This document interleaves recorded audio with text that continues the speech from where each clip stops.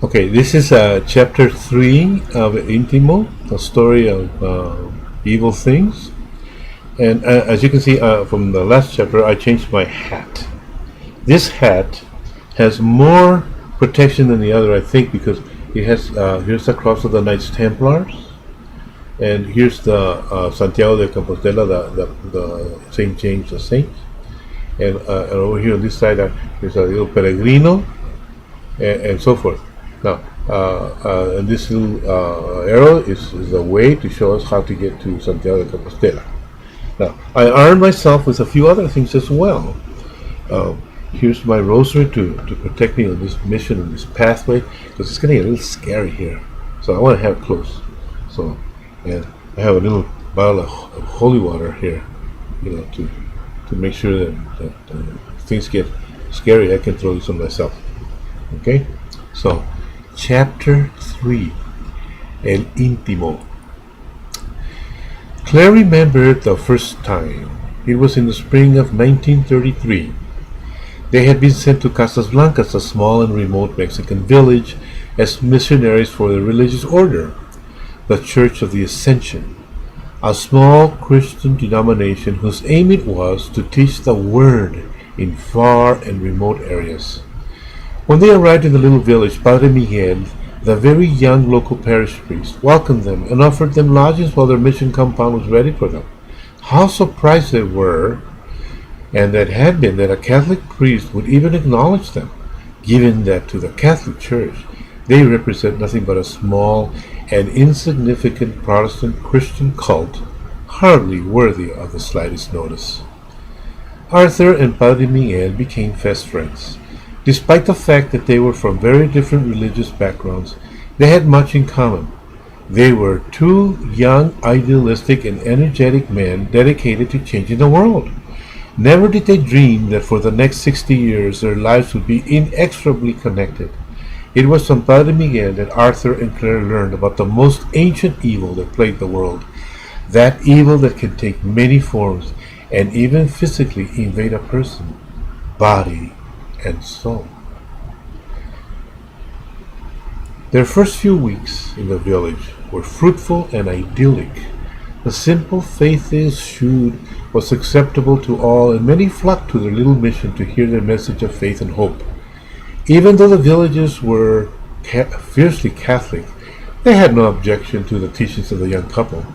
To the villagers' untrained and rustic ear, their message of love was indistinguishable from the message of Padre Miguel. After a few weeks in the village, they came face to face with Jacobita.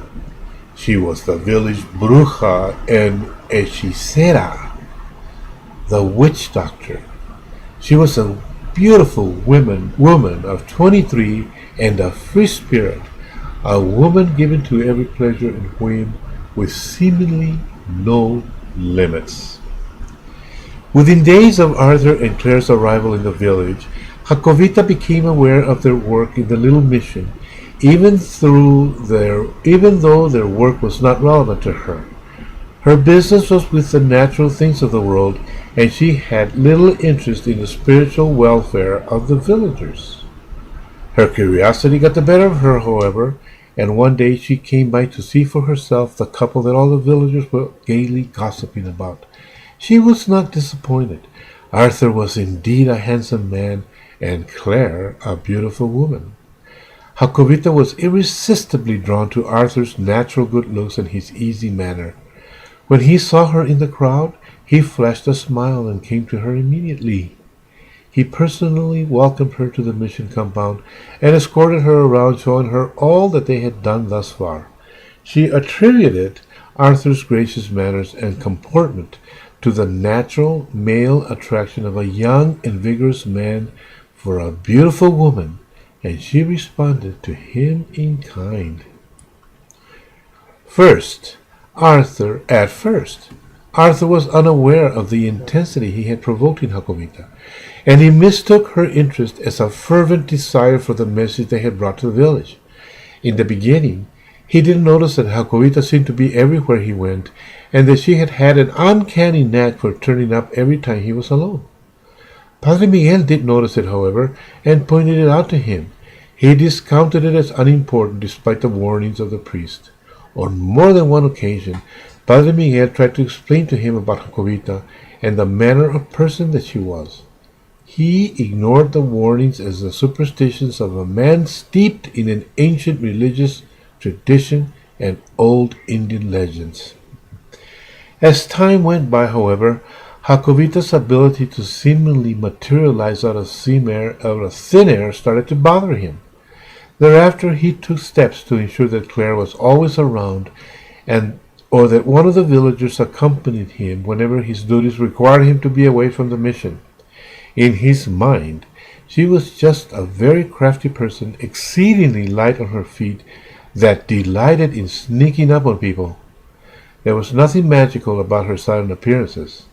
Despite all his precautions, however, she always seemed to know where he would be and uncannily anticipated him with her presence. Matters came to a head one day when Arthur decided to relax a bit and try his luck in the small stream by the edge of the village. The days had been long and hard, and he was badly in need of a little time by himself. He decided to go fishing alone. As he walked along the path toward the stream, he realized that he was mentally challenging Jacobita to appear. In his mind, he dared her to come to him, knowing full well that there was no way for her to know he wanted to see her. He toyed around with this idea for a while, imagining what it would be to be with her. She was beautiful and exciting. He had never met anyone like her, and the thought provoked some very disconcerting feelings in him, feelings he had never felt in all his life. Shaking his head, he fought off these lustful thoughts unsuccessfully. Finally, as he approached the creek, his thoughts turned to the fishing that he loved, and Jacobita faded from his mind. As he was unpacking his tackle box, a shadow passed over his shoulder, and Jacobita materialized next to him, seemingly from out of thin air. Before he could react to her sudden appearance, she slipped her arms around him and kissed him full on the mouth. Instinctively and without restraint, Arthur responded hungrily to her kiss and pressed his mouth to hers, kissing her violently and deeply. An acrid yet sweet odor filled the air around them that was both slightly nauseating and strangely attractive. Unreservedly, he flared his nostrils and inhaled deeply of the offending yet desirable odor, awakening an intense sexual desire deep within himself. Giving himself completely to his passions, he held her tighter. Her supple and lightly clad body sent shivers up his spine and released a passion he had never knew he was capable of feeling. Suddenly, aghast at his aberrant behavior, he pushed her violently away and extricated himself from their passionate embrace. At his violent rebuff, she fell backward on the creek bank into a deep swoon. Shocked and badly frightened at what had just happened between them, he took to the trail, running as fast as he could for the safety of the mission compound. It was only when he was inside the walls of the compound that he realized he did not know whether or not Jovita was injured when he had brutally knocked her to the ground. He was horrified by the violence he had done. In his entire life, he had never raised his hand in anger. Never, ever had he displayed such wanton desire or passion for another woman, not even Claire, whom he deeply loved. For hours he paced up and down the compound, trying desperately to work up the courage to go to Jacobita and see what had become of her, to apologize to her, to beg forgiveness. As the hours passed and no word came of any injury to her, his will to seek absolution dissipated until finally he was able to compose himself and resume his normal behavior and his duties around the mission compound as if nothing had happened. As the days passed, he became riddled with guilt at what he had felt for Jacobita, and especially how he had manhandled her. Many times he attempted to tell Claire about the incident, but when the moment came for his ghastly confession, he was unable to muster the courage to tell her what he had done. Every effort he made to vindicate himself ended in failure. Unable to go out into the streets of the village with the heavy burden of his adulterous behavior, he made himself a prisoner in his study, claiming that he had to put the records of the mission in order. After many days, with no trace of Jacobita anywhere, he finally left his prison and he resumed his duties. In the meantime, Jacobita became obsessed with Arthur.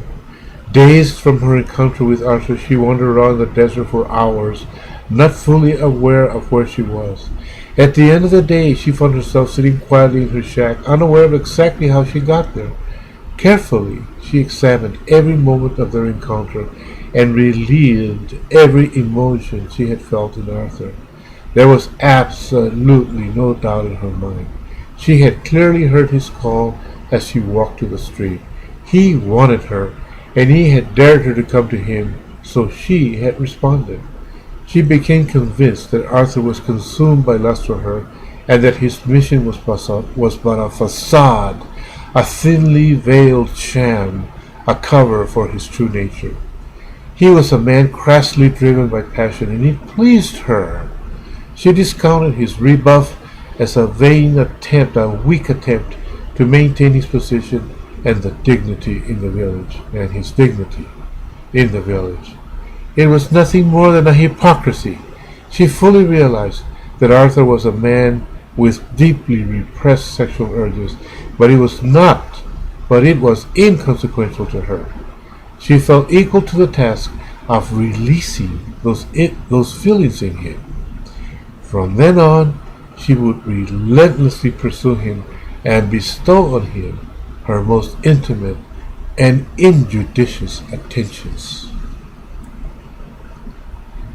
Much to her surprise and chagrin, however, Arthur rebuffed her advances. He avoided her and fled from any circumstance she was able to engineer where she could embroil him. In despair, she resorted to the bones and repeatedly cast them looking for an explanation. It was always the same. He was fascinated by her beauty, but deathly afraid of his own lack of control and deeply repressed sexual urges. She determined to continue her unrelenting pursuit. After several months of failed machinations, she became enraged at his rejection and from afar cast a deadly curse on him. She was determined that Arthur should be hers, and if she couldn't have him, then no one would. Shortly thereafter, he fell ill with a most devastating wasting away of the body, an illness so severe that it left him barely able to breathe. It totally incapacitated him to the point that he was not even able to rise from his bed for days on end. Not knowing what befell her husband, Clara attempted to nurse him back to health. After several weeks without success, she realized his malady was far beyond her nursing skills. Desperate, she called on the village doctor in a vain attempt to arrest the alarming decline of her husband. The doctor was unable to diagnose the malady, and with the aid of Padre Miguel, they rushed Arthur to the bigger city to the south of the village. The doctors in the big city were unable to diagnose whatever infirmity was attacking Arthur. Examination after examination ended in failure, with Arthur in an alarming and rapid decline. Finally, one of the doctors spoke privately to Padre Miguel, suggesting that Arthur be taken to La Vieja Arpia, a practitioner of curanderia that lived in Aguas Negras, a neighboring village to Casas Blancas, who many claim was highly successful in her ability to relieve the afflictions of the indigenous community. And what exactly is a curandera? Asked Claire. Curanderia is a medical practice of sorts, explained the doctor evasively, ashamed that because of his ineptitude he would stoop to such a prescription. No, interrupted Padre Miguel. It is a form of natural medicine. In a more educated circles, it is plain and simple quackery. Yes, and in some circles it also is known as black magic, the doctor interjected angrily. But it seems that you really have no choice. This man is definitely embrujado, is bewitched, as you would say it in your language. Claire, desperate for relief, reminded of the legends of the Creole Indians in the swamps of Louisiana, reluctantly agreed. Si es el mal de ojo, the evil eye. I can see the work of Jacobita here, the bruja from your village, La Vieja Arpia said, looking at Padre Miguel with a faint trace of distrust and impatience. How do you know about Jacobita? Asked Padre Miguel. It's the work of Don Cuauhtemo, the old Indian that lives in your village.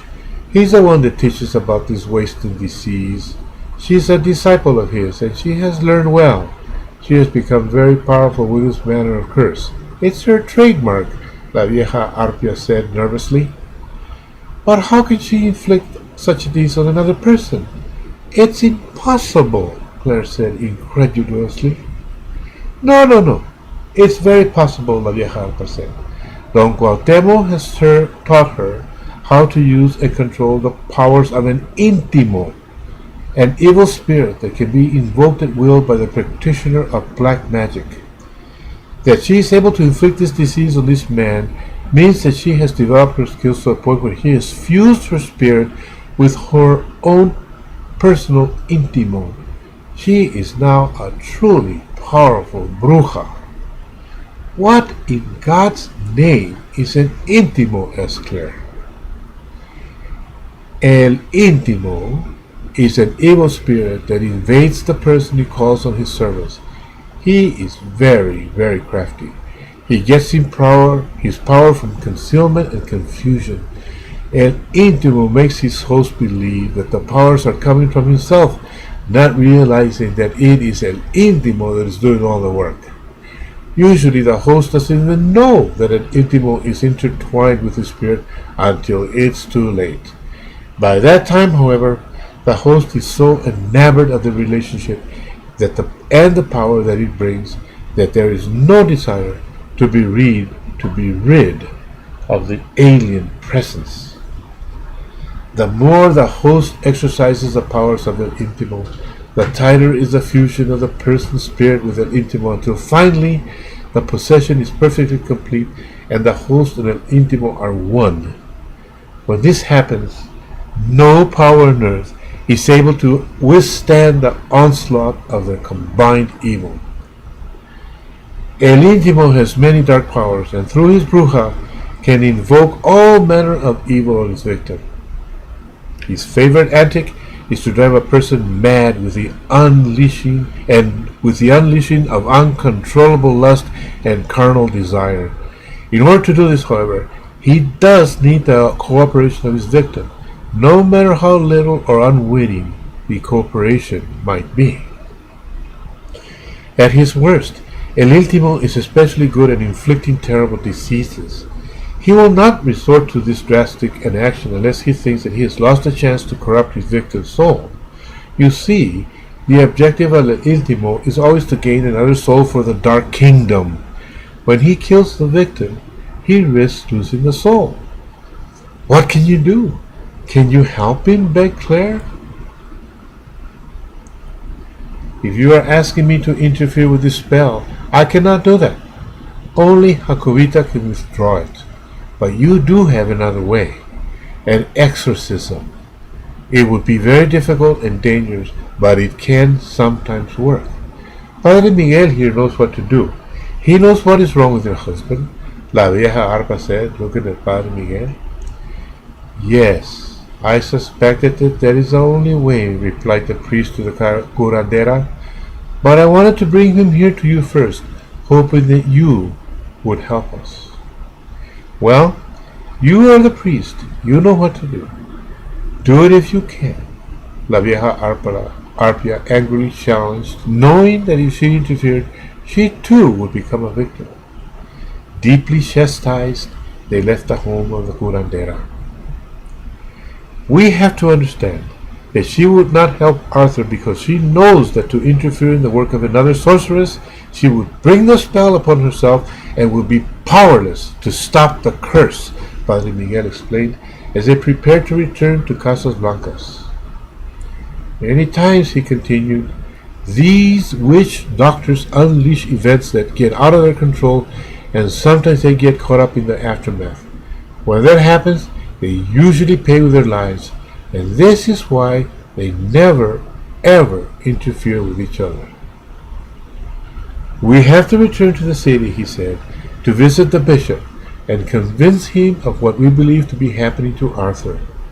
It will be up to him to give the permission that will be needed if I am to help him. Without his permission, I am powerless to intervene. Padre Miguel continued, it will be very difficult because the bishop has no patience with this matter. He will want Arthur to be examined by many doctors, and even if they tell him that what ails him is beyond their medical skills, he may still refuse. Nevertheless, we'll go to him and we'll hope for the best. When they reached the bishop's home, he immediately granted them an audience. At first, the bishop was impatient with Padre Miguel, but as the story unfolded, he grew more receptive. Finally, the bishop examined Arthur himself and then excused himself. He consulted with another priest, and then both examined Arthur again. Looking up on the stricken man, the bishop addressed Claire. Are you a Catholic? No, responded Claire quietly. Do you believe what Padre Miguel and the doctors in La Vieja Arpia have told you about your husband? I'm sorry, Your Excellency, but I do not. I do not believe that such things are possible. Even though I heard many such tales in my youth about the Indians living in the swamps near where I grew up, I never accepted such superstitions. I do not believe in brujas and curanderas and hechiceras and all this talk about intimos and evil spirits invading people. Claire answered in exasperation. Is it because you believe that these things to be Catholic beliefs or Catholic superstitions? The bishop asked. Well, yes, Claire admitted respectfully, as she fought to regain her composure. But more than that, I do not believe that God in his infinite wisdom and divine mercy would permit such a thing as this, especially one who is his faithful servant. I believe that Arthur has been stricken with a natural disease, one that our doctors here have no knowledge of. May I ask you then, the bishop said gently, why have you come here? Since we came here, Padre Miguel has been our friend, and Arthur respects him greatly because of his compassion, his deeply held convictions, and for his tolerance of our presence in the village. I too trust and respect him, and that is why I have agreed to come here to your home. You have no hope, then, of what Padre Miguel tells you is a remedy for what ails your husband? The bishop asked. I have no hope, Claire said, with finality. Deeply saddened, he said, Padre Miguel, if Claire will permit, proceed with all speed to assist this man. You may perform an exorcism, and may Almighty God help you. With that short command, the bishop excused himself and left the room. The small company returned to the village with the sick man, falling in and out of consciousness all the way, fighting for his very life.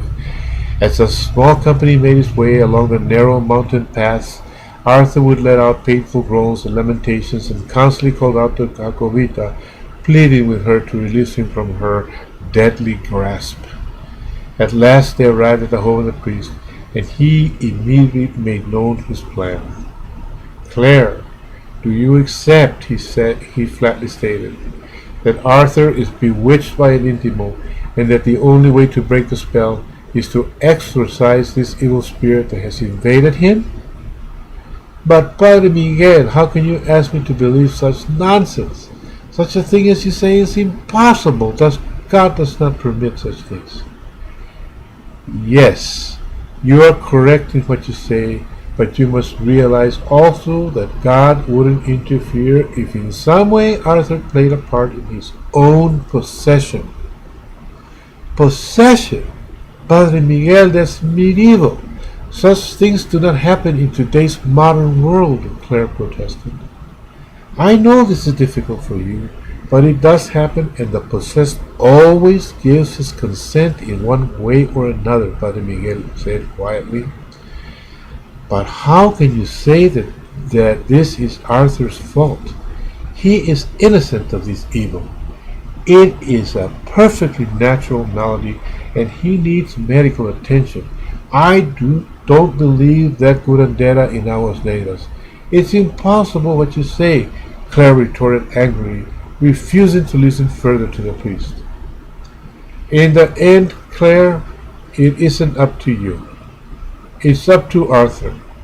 He must give his consent and his permission. He must desire to be rid of this evil spirit that is consuming him. He must ask for this exorcism. Padre Miguel, how can you make such a demand of Arthur? Can't you see his condition? Why, I don't even know if he's aware of what it is that's going around him anymore. Nevertheless, Claire, we have to nurse him and bring him back to the point where he understands what is happening to him. No, Padre Miguel, we will not do this awful thing, Claire said with finality. Despite all his pleading, Claire refused to allow the priest to inflict such superstitious nonsense and ritual on Arthur. It was a violation of everything she had been raised to believe. Demons, possessions, sorcery, and black magic were the superstitions of ignorant and backward people, not something for modern and educated people such as themselves. This was the stuff of a misplaced faith, an old medieval religion out of touch with the modern world. This was one of the reasons that the Catholic faith was such an abomination to her.